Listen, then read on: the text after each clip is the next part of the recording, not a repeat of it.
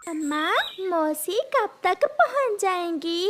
गुड़िया बेटी, आपकी मौसी आने ही वाली होंगी। आप नदी पर जाएं और हाथ मुंह धो आएं। आज गुड़िया की मौसी आ रही थी, इसलिए गुड़िया आज बहुत खुश थी और गुड़िया खुशी खुशी नदी की तरफ जाती है।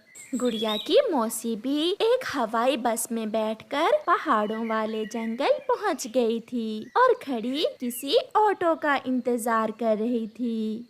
रुके रुके ऑटो वाले कव्वे, रुके। कालू कौवा उस जंगल में ऑटो चलाता था। गुड़िया की मौसी की आवाज सुनकर कालू रुक जाता है और अपना ऑटो लेकर उसके पास आ जाता है। बताइए, कहाँ जाना है आपको?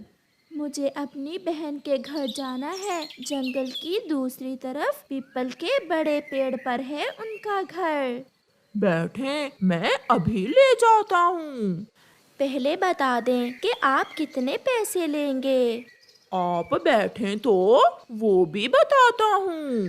फिर गुड़िया की मौसी कालू कौवे के ऑटो में बैठ जाती है। कालू कौवा भी अपना शीशा उसकी तरफ सीधा करता है और शीशे में देखते हुए बात करता है। सुंदर चिड़िया, आपका नाम क्या है? मेरा नाम पारो है। ये ऑटो मेरा अपना है। मेरा नाम कालू है। मैं बहुत अमीर हूँ और जंगल के सभी पक्षी मुझसे डरते हैं। तो मैं क्या करूं? आप मुझे ये सब क्यों बता रहे हैं? मुझे सुंदर चिड़ियाओं से दोस्ती करना बहुत अच्छा लगता है। क्या तुम मुझसे दोस्ती करोगी? उम्र देखी है अपनी, अंकल कौवे। दोस्तियां छोड़ो और मरने की तैयारी करो। अभी मैं जवान हूँ, मैं कहाँ बूढ़ा हुआ। वैसे कितने दिन रहेंगी आप अपनी बहन के घर? मैं यहाँ 2-4 दिन गुजार कर ही जाऊंगी। ले जी, आपकी बहन का घर आ गया। कितने पैसे हुए? मुस्कुरा कर देख लें बस एक बार, और कुछ नहीं चाहिए मुझे। आप पैसे बताएं, समय जाया ना करें। फिर मिलेंगे सुंदर चिड़िया। पैसे लिए बिना ही ये कहते हुए कालू कौवा वहाँ से चला जाता है। मौसी आ गई, मौसी आ गई। मौसी, मेरे लिए क्या लाई हैं आप? मैं अपनी गुड़िया के लिए पिंक फ्रॉक लाई हूँ। गुड़िया को अपनी फ्रॉक बहुत पसंद आती है। पारो, सफर कैसा गुजरा? कोई समस्या तो नहीं हुई रास्ते में? पीछे से तो कोई समस्या नहीं हुई, मगर जब मैं आपके जंगल में पहुंची तो एक कालू कौवे के ऑटो में बैठ गई। वो तो एक नंबर का बदमाश कौवा है। सारे रास्ते मुझसे अजीब अजीब बातें करता आया है, और तो और उसने मुझसे पैसे भी नहीं लिए। बोल रहा था मुझसे दोस्ती कर लो। ये तो बहुत अच्छा हुआ, आपके पैसे बच गए। मौसी, दोस्ती करना कौन सा बुरी बात होती है? गुड़िया बेटी, जब लड़कियां बड़ी हो जाएं तो फिर ऐसे पक्षियों से दोस्ती नहीं करती। घर जाकर कालू कौवा भी आज बहुत खुश था। क्या बात है पति जी, आज बहुत खुश नजर आ रहे हो। आज मैंने रास्ते में फूल पर बैठी एक तितली देखी। वो बहुत सुंदर थी, इसीलिए मैं खुश हूँ। सुंदर, बहुत सुंदर थी वो तितली। दिल कर रहा है अभी फिर से उसे जाकर एक बार देख लूं। तितली को देखकर इतना खुश हो? तितलियां तो हमारे घर के आसपास भी आती जाती रहती हैं। छोड़ो गौरी, तुम नहीं समझोगी। फिर दूसरे दिन गुड़िया की मौसी और गुड़िया जंगल में घूमने का प्लान बनाती हैं। रानो बहन, मैं और गुड़िया जंगल घूमने जा रही हैं।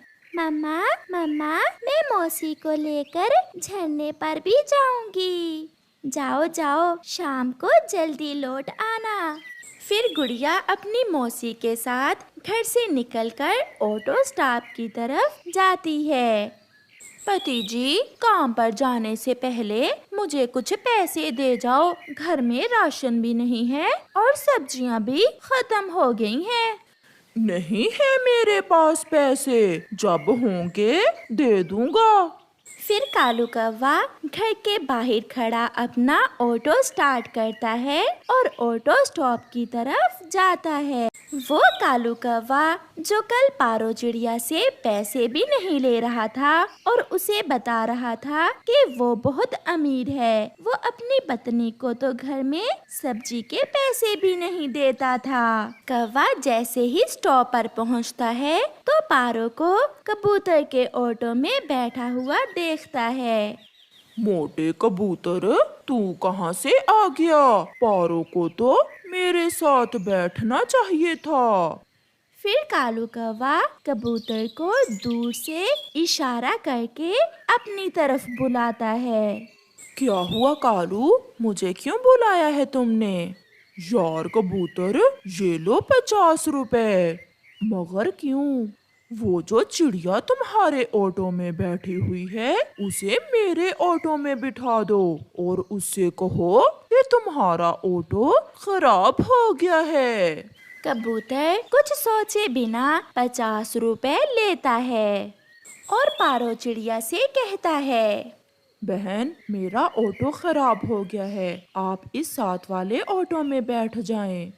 फिर पारो और गुड़िया दूसरे ऑटो में बैठ जाती हैं और पीछे से कालू कौवा कैप शैप पहनकर आता है। हाँ जी सुंदर चिड़िया, बताइए कहाँ जाना है? आप, ये ऑटो आपका है? इस जंगल के सारे ही ऑटो मेरे हैं। अंकल, अंकल, हमें जंगल घूमने जाना है। फिर कालू कौवा अपना ऑटो चलाता है। गुड़िया, ये कौवा ऐसे सीधा नहीं होगा, आज मुझे इसका कुछ ना कुछ करना होगा। मुझे अपने लिए साड़ी लेना है, आप पहले मुझे बाजार ले जाएं। फिर कालू कौवा अपना ऑटो बाजार की तरफ करता है। वहाँ एक दुकान से पारो साड़ी पसंद करती है। पारो, सुंदर चिड़िया, पैसे मैं दूंगा। मुझे अच्छा तो नहीं लगता, मगर जैसे आपकी इच्छा।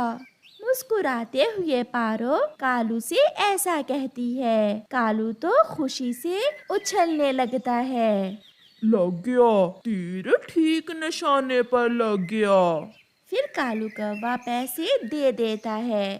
कौवे जी, यहाँ कोई चूड़ियों की दुकान भी है क्या? रंग बिरंगी चूड़ियाँ लेकर दूंगा मैं अपनी दोस्त पारो जी को। आप भी बहुत मजाक करते हैं, कहाँ है दुकान, ले जाए मुझे। फिर कालू कौवा पारो और गुड़िया को चूड़ियों की दुकान में ले जाता है और वहाँ से पारो को रंग बिरंगी चूड़ियाँ लेकर देता है। कालू कौवा उन्हें मिठाई खिलाता है, पानी पूरी खिलाता है और फिर झूले पर लेकर जाता है। घूमे घूमे, जितना मन चाहे घूमे, मेरे होते हुए पैसों की कोई चिंता ना करें। कौवे जी, क्या आप अपनी पत्नी के साथ भी इतने ही अच्छे हैं? उसका नाम ही न लो, वो तो बहुत काली है, बुरी लगती है वो मुझे। शाम हो जाती है। फिर कालू कौवा उन्हें लेकर वापिस होता है। घर पहुंचकर पारो अपनी बहन को सारी बात बताती है। ये सुनकर उसकी बहन रानो चिड़िया हंसने लग जाती है। बड़ी, अब चलें और मुझे उस कालू कौवे के घर लेकर जाएं। मगर क्यों? आप चलें बड़ी। फिर रानो चिड़िया अपनी बहन को लेकर कालू कौवे के घर चली जाती है। कालू बैठा रोटी खा रहा था। पारो को अपने घर देखकर कालू कौवा डर जाता है। आए आए चिड़िया बहन। गोरी कौवी आपका नाम ही है? हाँ हाँ, ये साड़ी और चूड़ियाँ हैं, ये आप रख लें। और अंकल कालू जी, जो ध्यान आप बाहर देते हो अपने घर पर दो। समझ के अंकल कालू, या खुलकर बता दूं? मैं समझ गया, मैं सब समझ गया। प्लीज और कुछ ना बताना। रानो, क्या बात है? मुझे तो कुछ समझ नहीं आई। गौरी बहन, आपके पति को सब समझ आ गई है और आज से वो आपको हर चीज लेकर देगा, है ना अंकल कालू? हाँ हाँ, बस आप यहाँ से चली जाएं। फिर पारो और उसकी बहन चली जाती हैं और उस दिन के बाद कालू कौवा भी सुधर जाता है। जंगल में गर्म हवाएं बढ़ रही थीं क्योंकि मौसम बदल चुका था। सब पक्षियों की गेहूं की फसल पककर तैयार थी। हवा के साथ गेहूं की बालियां ऐसे हिल रही थीं मानो वो खुशी से नाच रही हों। चिड़िया भी अपने खेत में अपने परिवार के साथ बैठी हुई थी। गुड़िया के पापा, हमारी फसल तो तैयार है। अब हम कल तक फसल की कटाई शुरू कर देंगे। हाँ गुड़िया की मम्मा, अब हमें जल्दी से फसल बेचकर सब पक्षियों का उधार चुकाना होगा। कल ही कालू कौवा मुझसे अपनी खाद के पैसे मांग रहा था। मम्मा पापा, अपनी फसल को खाद क्यों डालते हैं? बेटी, इसलिए कि फसल अच्छे से बढ़े और पैदावार ज्यादा हो। चलो बेटी, अब शाम होने वाली है, कल हम अपनी फसल की कटाई शुरू करेंगे। फिर मम्मा चिड़िया, पापा चिड़िया और गुड़िया अपनी बैलगाड़ी जोतकर घर को चल देते हैं। रास्ते में सेठ कालू कौवा उन्हें रोक लेता है, साथ में उसकी पत्नी भी थी। अगर तुम मेरे पैसे नहीं दे सकते तो अपना ये खेत ही मुझे दे दो। नहीं नहीं भैया जी, अगर हम खेत आपको दे देंगे तो हम कहाँ से खाएंगे? हमारी फसल पककर तैयार है। हम कल ही अपनी गेहूं की फसल की कटाई शुरू कर रहे हैं। और फिर फसल बेचकर हम आपको आपकी खाद के पैसे लुटा देंगे। देख लो चिड़िया, अगर 2 दिन तक तुमने हमारे पैसे वापस ना किए तो हम तुम्हारे खेत पर कब्जा कर लेंगे। पहले बता रहे हैं, 2 दिन याद रखना। ये कहकर कौवे अपने घर चले जाते हैं और चिड़ियाओं का परिवार अपनी राह लेता है। जंगल में रात हो जाती है। मम्मा चिड़िया अभी तक जाग रही थी। मुझे बहुत चिंता हो रही है। अगर कौवों का उधार हम ना चुका सके तो वो हमारे खेत पर कब्जा कर लेंगे। हम उनका ये सपना कभी पूरा नहीं होने देंगे। फसल बेचकर इतने पैसे तो आ ही जाएंगे कि हम खाद के पैसे दे सकें। कौवा और कौवी भी अपने घर में बैठे सलाह कर रहे थे कि किस तरह चिड़िया से उसका खेत छीन लिया जाए। कालू जी, कुछ ऐसा करो कि चिड़िया किसी भी तरह हमारा उधार ना चुका सके और हम उसके खेत पर कब्जा कर लें। ये कोई बड़ा काम नहीं है। चिड़िया की फसल पककर तैयार है। हम ऐसा करते हैं, चिड़िया की फसल को आग लगा देते हैं। ना रहेगी चिड़िया की फसल और ना वो दे सकेगी हमारी उधार की रकम। अब तो हुआ चिड़िया का खेत हमारा। चलो कालू, जल्दी चलो और लगा दो आग चिड़िया की फसल को। फिर कौवा और कौवी अपने घर से निकलते हैं। आधी रात थी, इसलिए उन्हें कोई भी रास्ते में नहीं मिलता। वो सीधे चिड़िया की फसल में जाते हैं। गोरी एक ऊंचे पेड़ पर बैठकर इधर उधर देखती है और कालू कौवा चिड़िया की गेहूं की फसल को आग लगा देता है। फसल सूखी हुई थी, इसलिए चंद सेकंड्स में ही आग पूरे खेत में फैल जाती है। कौवा और कौवी वहाँ से भाग जाते हैं। मिठू तोता जाग रहा था। अपनी खिड़की में से आग की रोशनी देखकर तोता डर जाता है। ये आग की रोशनी तो चिड़िया के खेत की तरफ से आ रही है। ऐसा कहते हुए तोता जल्दी से अपने घर से निकलता है। नहीं, ऐसा नहीं हो सकता। चिड़िया की पूरे साल की मेहनत चली गई। मिट्ठू भागकर चिड़िया के घर जाता है, जो खेत से थोड़ी दूर था। चिड़िया उठो उठो, चिड़िया जल्दी करो, आग आग, किसी ने तुम्हारे खेत को आग लगा दी है। आग का सुनकर चिड़िया और उसका पति जल्दी से घर से बाहर आते हैं। गुड़िया घर के अंदर ही सोई हुई थी। जल्दी चलो चिड़िया, आपके गेहूं के खेत को आग ने अपनी लपेट में ले लिया है। हमारी साल की मेहनत चली जाएगी। गुड़िया के पापा जल्दी चले। फिर मिट्ठू तोता चिड़िया और उसके पति को साथ लेकर फसल की तरफ जाता है। अंधेरी रात में कहीं कहीं से आग की रोशनी अभी तक आ रही थी। बाकी का पूरा खेत जलकर राख में बदल चुका था। गेहूं की सुनहरी बालियां काले कोयले में बदल चुकी थीं। पापा चिड़िया तो अपनी पत्नी से अपने आंसू छुपा रहा था, मगर मम्मा चिड़िया के आंसू थे कि रुकने का नाम ही नहीं ले रहे थे। सब बर्बाद हो गया, सब जल गया। अब हम उन कौवों का उद्धार कैसे वापस करेंगे? आप चिंता न करें चिड़िया, ऊपर वाला बेहतर ही करेगा। सुबह हो जाती है। गुड़िया जब अपने मम्मा और पापा को घर में नहीं देखती तो वो अपने खेत की तरफ उड़ती है। मम्मा, ये क्या? ये सब कैसे हुआ? चुप कर जाओ मेरी बेटी, शायद ये सब हमारे भाग्य में था। कालू, अब तो चिड़िया के खेत से आग बुझ चुकी होगी। चलो जाकर चिड़िया से बात करते हैं। तुम चुप रहना, मैं बात शुरू करूँगा। कहीं चिड़िया को पता न चल जाए कि उसके खेत को आग हमने लगाई थी। फिर कौवा और कौवी चिड़िया के खेत की तरफ जाते हैं। जले हुए खेत में मम्मा चिड़िया, पापा चिड़िया और उनकी बेटी गुड़िया एक पेड़ की छांव में बैठे हुए थे। कौवा और कौवी भी वहां पहुंच जाते हैं।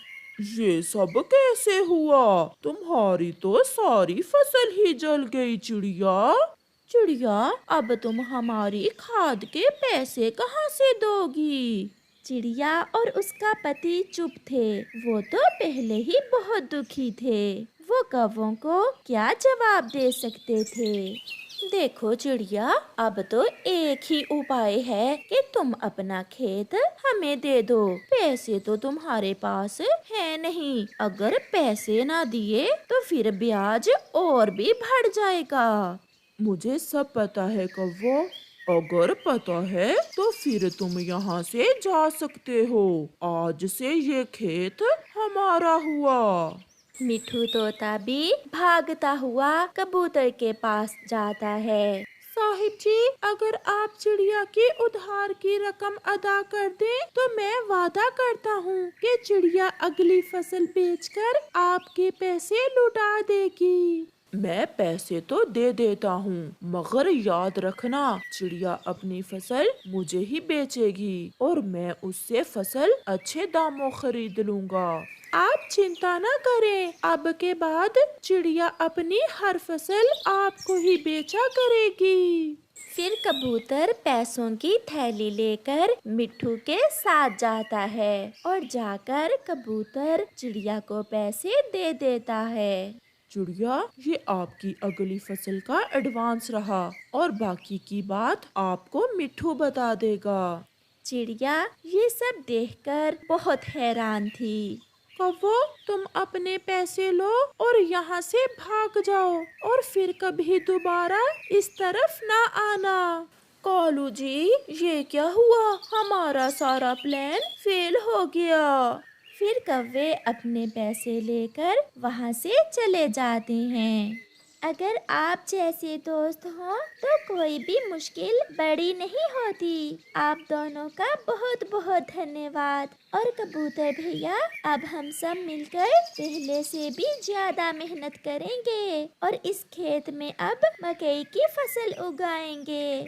फिर वो सब चिड़िया की बैलगाड़ी पर बैठकर वहाँ से चले जाते हैं।